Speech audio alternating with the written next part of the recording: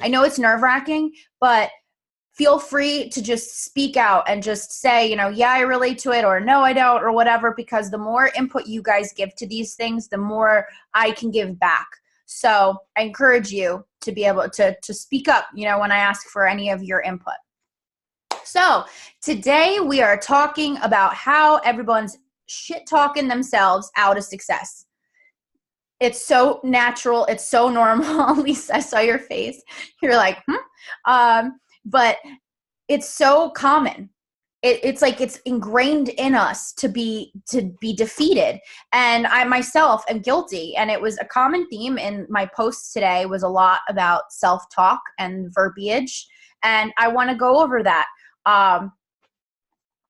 It's the concept of, and I've talked to each one of you about this before, but it's the concept of slow weight loss. A lot of my clients that I end up bringing onto the program, they never even give me a number that they want to lose because they're so afraid that they're not even going to lose anything and it's just going to be a defeat. So it's almost like if I don't claim that I'm going to do anything, like great.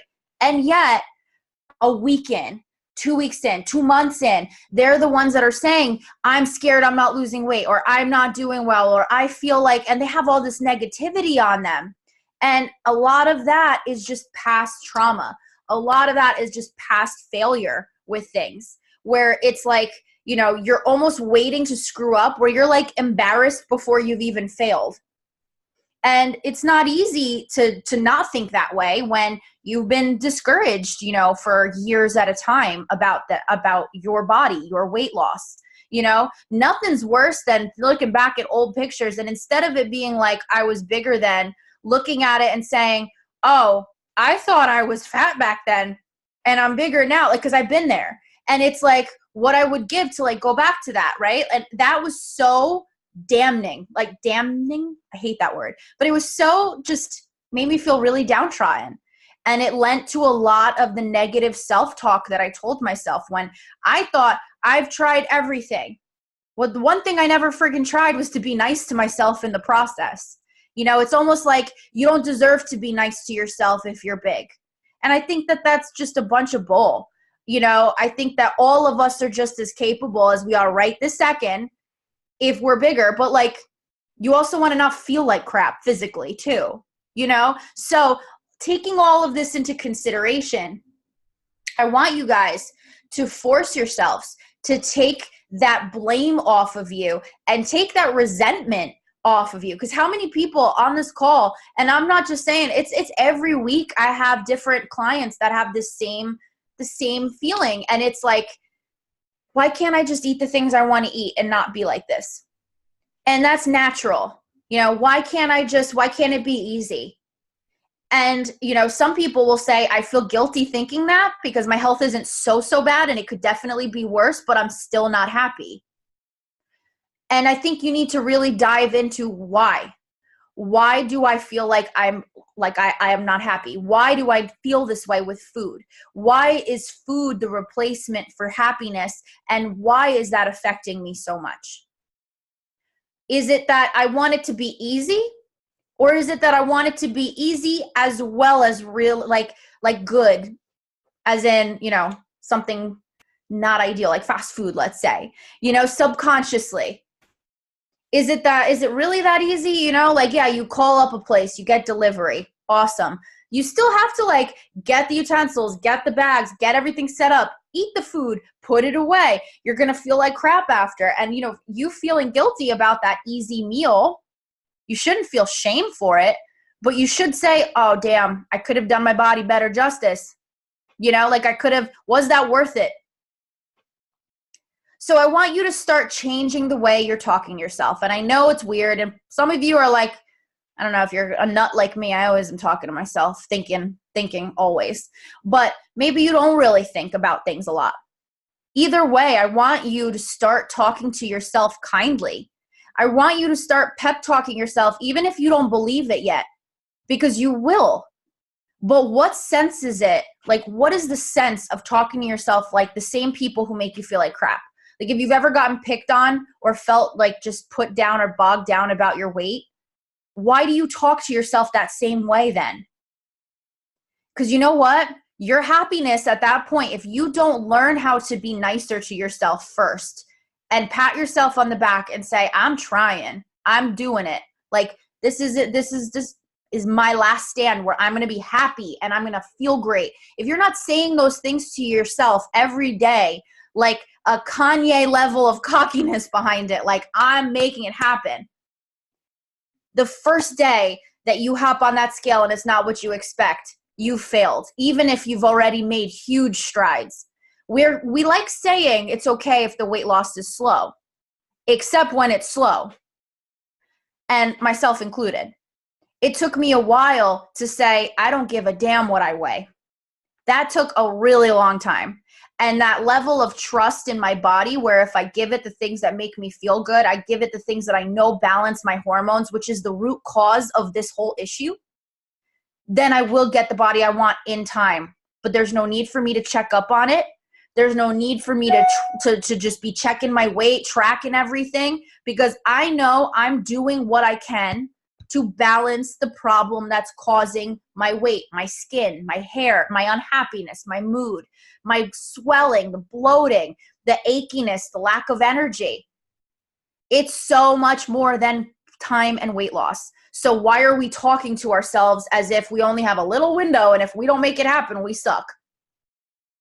Really start thinking of what slow weight loss means to you. Doesn't mean it's never going to happen, because we're saying slow, we're not saying stalled. But it means slow. It doesn't mean, if I see online someone who has a completely normal hormonal complex and functioning body, they lose 3-4 pounds a week, that I should be on the same. No, first of all, those are the people that you tend to see posting something after ghosting Instagram for like 3 months saying, guys, I fell off, I'm getting back in, I'm really serious this time. Do you want to be in that place? No. And not for nothing, our hormones are jacked up. We couldn't be in that place if we wanted to be. So my point is, stop torturing yourself. If you're having difficulty making the, I promise you, Rebecca, this is all common stuff I hear all the time. Like, even in my calls with people who don't get brought into the program, we've all done those calls together. I asked some pretty deep questions on there. Like, this is stuff I hear all the time. Wait till we get to next week when I talk about prioritizing yourself. That's going to be a good one. I'm really pumped for that. But anyway, stop talking to yourself like you already lost, like you already suck. If you mess up and eat something that's not that great, oh well, did you enjoy it? Was it tasting? Any of you who have messaged me, typically my response, if you've fallen off, I hate that, or eaten something that's not like low carb or gluten-free or whatever, was it good? Because life's too freaking short to sit there and say off to the chokey because you eat a piece of bread. Like, it's going to be okay. You just go back to eating regular. You might feel like crap. You might be on the bathroom a little bit more than regular, but whatever. When I tell people this philosophy, they look at me like, do you even have a weight loss program? And I'm like, yeah, I have one that works and like keeps people losing weight forever and feeling good. So, the other day I had a call with someone. It was, but that's not what the last program did. Like I don't know, the last program, and I straight up said to them, how'd that go for you? Not that I enjoyed it a little bit, being like, but they were like saying, they're like, I don't think this is, I did a program with a nutritionist and this is not what they told me. And I was like, okay, so why are we doing this? How'd that work out? And my point to that is slow and steady and not beating yourself up. If you're human, take it as a learning lesson. Get used to those worth it questions. Rebecca sees my clapbacks on Facebook all the time. I don't know. I take little joys in those little moments, but, be nice to yourself. If you had a best friend who was coming to you and talking to you like you talk to yourself, what would you say to your best friend? It's not easy to put ourselves in that position or put ourselves in those shoes. And maybe you're watching this and you're like, well, I'm not a very mushy gushy kind of person. Well, try to be nice to yourself. Give yourself a little pep talk. Tell yourself you got it, girl. You're doing this. Like, it's not supposed to be overnight easy. This is going to be something forever. So this is going to be something we learn. Let's see what else I wrote here. So self-talk and verbiage, okay? So this is something that I really love talking about. I don't know if you guys have all heard of law of attraction. Some of you, I have gotten to that call with you already. Some of you, it's coming up. But law of attraction, it's so out there, granola hippie. I get it. I thought the same thing. I thought it was just a crock. I was a very abrasive human being back in the day, where I was like, so I'm going to make some phrases up and like, that's just what's going to happen. Great. Yeah. I win the lotto tomorrow. I'll be waiting. I'll wait for my check, but that's not what it is. So if you don't know what law of attraction is, it's the concept that what you think, what you speak, what you write, what you say, what you believe is what you manifest and attract to you. And that's, as you can see, my reaction with the lottery, that's my skepticism. But I decided to just go with it at one point because I was miserable. And I said to myself, my life is going to play out the same way. Little did I know. My life is going to play out the same way, whether I'm sitting here like an ogre or I'm sitting here saying great things are coming. So what do I have to lose? And then things started happening, like things that I wanted to happen, that I was affirming. Affirmations are power statements of things that we want for ourselves. So you write these phrases down. I write them down twice a day, one in the morning and then at night. And they could be anything. It can be, I am capable of resting and still being a successful business person. I am a capable mother and my family is in the works on their way to me. Things like that. And by writing them down every day, it's not that you're claiming it and it's happening. It's that it just changes your attitude. It changes your energy. It starts to give you hope after a while. And you know why? Because you start to see crazy stuff happening. One of my favorite stories to tell about this was one of my clients. She was one of the first Chronic Confidence clients, Robin. She knows that I tell this story. She loves it. But I had no idea that she was living in a trailer when we started. A shelter. She was living in a shelter with her kids when we first started. And we started talking about affirmations because she was so just down and out and she needed to pick me up. So I said, let's start with affirmations. It sounds silly, but I promise you it's going to be great. So we started writing down the affirmations, and one of them was that she was attracting $5,000 her way. That was she just picked that number. I don't know. She would draw like 5 $1,000 bills on her notebook, and she would write, I'm attracting $5,000 my way. That was it. Her other affirmation was, I have a place to live for me and my children. We have a private place to live, things like that. And she would just write that out every day. So she gets a call that someone she knows is selling their trailer. And he said, it's a good price. You'll have your own private place to live. It'll be good for you and the kids, so you can start getting back on your feet. So she was like, okay, yeah, but I don't know if I can do it. I'll let you know. A day later, she gets a random call from her father. And her father says, it's crazy. That inheritance that I was supposed to get from like Aunt so-and-so? And then we thought that I wasn't going to get it anymore. And she's like, yeah. He's like, well, I did. Something happened with the lawyers where I did get the payout from that inheritance. And I want to give you some of it for you and the kids. So guess how much she got? Guess how much Daddy gave her? $5,000. Guess how much the trailer was? $5,000 on the dot. True story. You could friggin' ask Robin. It's insane. Like, I still get goosebumps every time I tell this story. It's like specific. It's crazy. Now, am I saying that if you write down that you're the king of Versailles tomorrow, are you going to be the king of Versailles? No. But what I'm saying to you is, what is the point of not writing down the things that you feel hopeless about, that you feel are not going to happen for you? How about you try writing them as if you're working on getting that?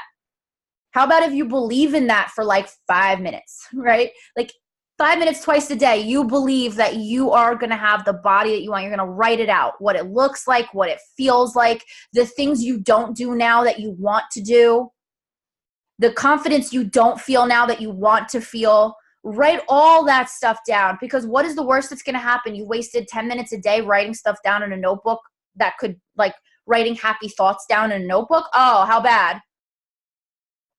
So I'm huge on affirmations. If not, if you don't believe in the law of attraction, then at least believe in getting yourself into the headspace where you feel happy and excited for life even a little bit more. So affirmations. What else? Your self-talk and your verbiage. So we went over the self-talk, stuff you say to yourself, but I want you to start noticing your verbiage. When you start writing law of attraction affirmations, right? You don't want to phrase them like what you don't want. For example, when I do my calls with people, like my first 60-minute call, right? And I say, what are some goals you want? People by nature, they respond telling me what they struggle with. That is the human brain. But what I asked was, what do you want to achieve? What goals do you want? Like, what are your goals? Very rarely do people actually tell me, I want boom, boom, boom. So when you're writing your affirmations, let's say your affirmation was that you want it to be sunny tomorrow. You want to write, I want it to be sunny tomorrow, or it's sunny tomorrow. You don't want to say, I hope it doesn't rain tomorrow. Because if the law of attraction, you're attracting that rain. I know this is crazy. I know, just trust me, okay? But, so think about that in terms of your verbiage. Instead of saying, if I say one more time, we're going to turn this into a drinking game. But think about it in terms of, what the hell was I saying? I got lost with the knows.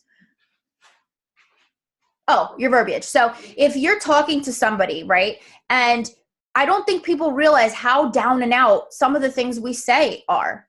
I'm in a funk is the worst thing you could say. You're not in a funk. You're just trying to figure something out. You're not feeling great today. We put so much power behind our verbiage that we don't even realize it. And we are lullabying ourselves into believing that our situations are way worse. They may be awful. I'm not taking that away. But at the end of the day, making it seem like it's out of this world awful to ourselves has a big impact on how hopeful we can feel. Think about it. If you're sitting there doom and gloom, how easy is it going to be to feel happiness that day? There are things all around us that can make us feel happiness and peace and joy and appreciation. Not to get all sappy with you guys, but it's true. Life is freaking hard. Working for your bills is hard. Paying your bills is hard. Not liking the way you look and feel every day is hard. Having kids that you feel you disappoint is hard. Not being able to have kids, that's hard. So if we sit there and in between all of life's hardest moments, we are also focusing on the doom and gloom and things that we don't have yet. Our life is going to pass us by without us ever looking at the little things in between that make life, that can be great.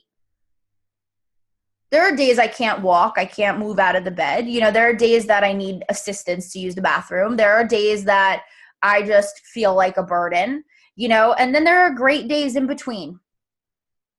And I'm not going to waste those thinking about the worst case, or the bad scenarios or the high pain days. I'm not going to think about hopping on a scale and seeing it go up a pound. Why? I'm not going to think about the scale at all. I hate that thing. I truly do. Can't stand it. I use my clothes as a guide. When I need new clothes, I know I've lost weight, So life is so short and it's so complex and it's built on so many things other than that delicious food that hurts your body. And not thinking, is that worth it right now? And if it is, and you eat it, sitting there and beating yourself up as if you can't accomplish a damn thing. So I want you guys to really, tequila is low carb. I just saw that response. God, love it. So we have, a few more minutes here. I just wanted to really put that out there is, are you talking to yourself as someone who's capable of succeeding? It doesn't matter if you have to believe it or not. How many times have you heard a kid sing and their voice is just god awful? It's literally like you're waiting for the cats to start meowing outside. Like it's just like, it's the worst. What are you going to say to that kid? You're going to be like, man, you suck. No, you're going to be like, that was great. You gave it, you tried. Like, you're really trying. Like, good for you. You got up there. You weren't afraid, Why don't we talk to ourselves that way? Because you might say, well, that's a child. They can't handle it. I don't know about you guys, but I've definitely beat myself up if I can't zip the back of a dress. Isn't that also something kind of minimal? Shouldn't we also talk to ourselves with that same sensitivity if something like that is going to ruin our entire day? So I hope you take that, and I hope you guys are far nicer to yourselves. I had to learn that too. And then the last part before I ask you guys to give your input is, and I'm not going to cover this in depth because we did a call on sleep, but sleep is so important for all of which I just told you. If you are deprived of sleep and you don't have energy, and that's normal with going through illness like we are, and stress and work and blah, blah, blah. But if you're not getting enough sleep, everything is affected. Your energy, your mood, your hormones, most importantly, the hormones that affect hunger and fullness and sex drive and cravings and all of that. So go back and watch my video on sleep. I give some good routines in there. If you need any help, also text me and let me know. I need to go over some nighttime routines or ways to make my room peaceful. But prioritize sleep. You know, prioritize it. Next call is going to be on how we as women who struggle with our health never put ourselves first. And that's also sleep and rest. So go back and watch that video. I will leave you with this one tip. REM cycles. You need to have a full REM cycle for you to feel rested from the sleep that you have. REM cycles are 4 hours long. So if you're sleeping 6 hours, you're waking up in the middle of your REM cycle. That's also why you're feeling like garbage and you're like, I don't feel like I slept at all. If you're waking up at, I've actually felt better. I know this is crazy. Either do 4 hours or do 8 hours, but try to stick to those 2 REM cycles or 1 REM cycle. I promise you'll feel better. That's kind of why if you've ever napped and you wake up kind of groggier than you did before you slept, maybe you slept a little too deeply and you disrupted a REM cycle. So keep that in mind. We're going to cover prioritizing ourselves and our bodies on the next call, including sleep. Go back and watch that sleep video that I did. And if you have any questions at all, you make sure you message me. Now, before we hop off of here, anything that stuck out to you guys this call that really kind of impacted you, or what was your favorite part? If anyone's willing to share.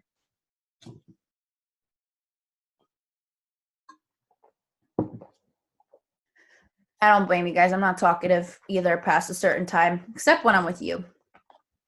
Feels special. Okay. This was recorded. Oh, wait, do we have somebody? I feel like I saw a message appear and then disappear. No. Get some rest, everybody. Get some of that good REM sleep.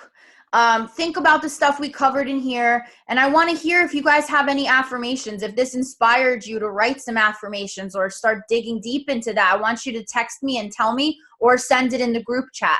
But have a great night. I'm so excited to see you next week. And thank you for joining me, and keep rocking it out. So bye.